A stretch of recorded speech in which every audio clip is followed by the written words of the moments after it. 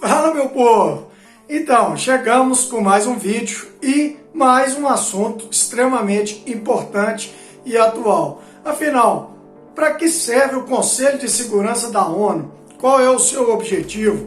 O Conselho de Segurança, ele vem cumprindo sua missão? Ele é justo ou precisa de alguns acertos aí? Logo, logo, nós chegaremos com a nossa opinião. Antes de entrarmos no nosso assunto, agradecer sempre ao meu parceiro, Colégio Cotemig, que me ajuda a poder disseminar informações pelo mundo, para fazer um Brasil melhor, um mundo melhor e jovens cada vez mais conscientes desse planeta e de toda a política que envolve a nossa existência.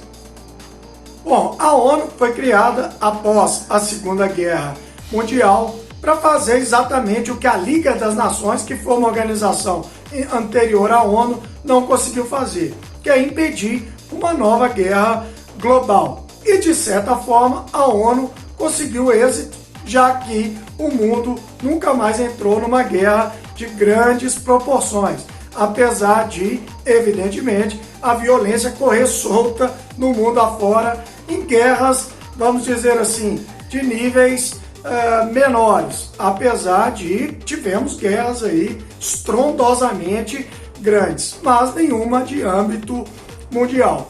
E a ONU, ela não tem o poder de intervir em todos os seus países membros, que são hoje 193, mas existe um organismo dentro da ONU que, a meu ver, é até mais poderoso do que a ONU, por incrível que pareça, que é o Conselho de Segurança. Esse sim é o único organismo internacional com poderes de intervenções em qualquer país do mundo que o Conselho ache pertinente. Essas intervenções, elas podem vir de forma econômica, através de sanções, ou até mesmo com a permissão de uma intervenção militar. Então é um organismo extremamente importante que foi criado ali com o objetivo de manutenção de paz. Então o Conselho de Segurança, ele analisa todos os principais perigos de uma guerra que possa escalar para níveis globais, como também o Conselho de Segurança permite a intervenção de um país no outro, ou de um grupo de países em outro, ou até mesmo o Conselho envia as tropas da ONU, que são tropas para a manutenção da paz.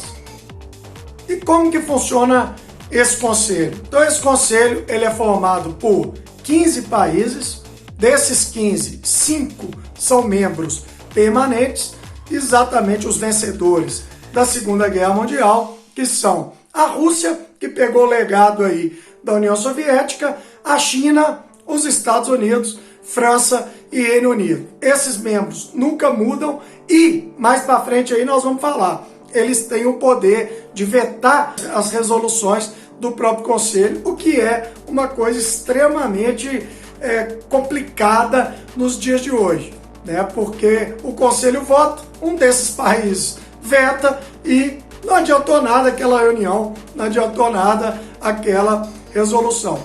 Outros 10 membros são rotativos.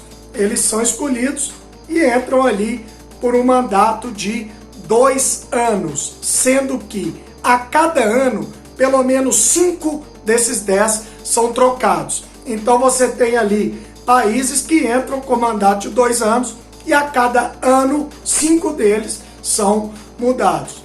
Esses membros rotativos, eles foram escolhidos e são desenhados por regiões. Então, a África, ela tem sempre 2 dos 10 membros rotativos, a América Latina e Caribe também tem outros 2, a Ásia, outros 2, e a Europa também possui 2 cadeiras entre esses membros rotativos. Uma cadeira fica com o leste europeu, que é separado ali da Europa Ocidental, e uma cadeira ela é revezada entre África e Ásia. Então a África às vezes tem 3 membros, às vezes a Ásia tem um terceiro membro que vem dessa última vaga. Então, esses membros rotativos, eles são regionalizados.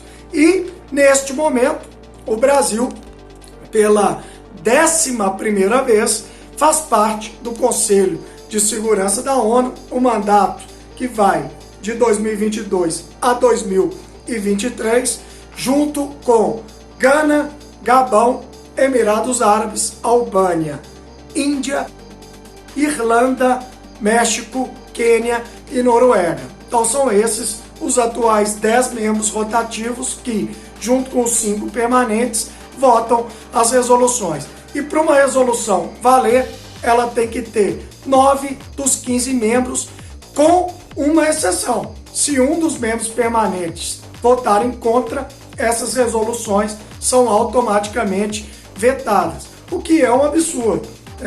Isso aí você cria parâmetros que não são justificáveis. Estados Unidos e Rússia, por exemplo, juntos já vetaram mais de 200 resoluções da ONU. Então eu te pergunto, o que adianta você ter um Conselho de Segurança se os maiores causadores de problemas, que são exatamente as grandes potências, principalmente União Soviética / Rússia e Estados Unidos, vão lá e vetam a resolução?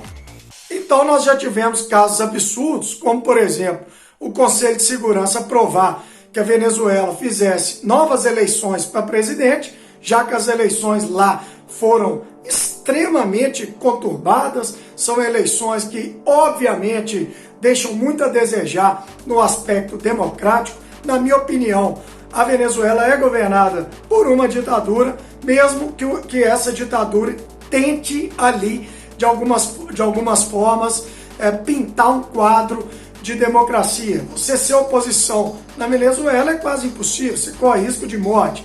E aí o Conselho de Segurança votou uma nova eleição e a Rússia, que é aliada do Maduro, vetou.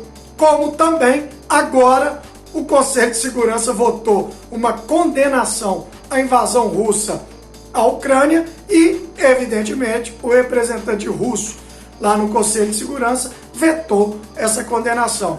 E já tivemos casos bizarros, como os Estados Unidos, que invadiu o Iraque, mesmo dentro do Conselho de Segurança, ele não tendo essa aprovação para o uso de força contra o país de Saddam Hussein. França e Rússia, na época, deixaram muito claro que a questão deveria ser resolvida com negociações, o Iraque permitindo ali a entrada de inspetores da ONU, e os Estados Unidos, eles invadiram o Iraque, mesmo o Conselho de Segurança não apoiando totalmente. Ou seja, até mesmo quando o Conselho aprova alguma coisa, as grandes potências não seguem muito as resoluções. Então, realmente, é uma falha e o Conselho precisa urgentemente mudar as suas regras e ser ampliado.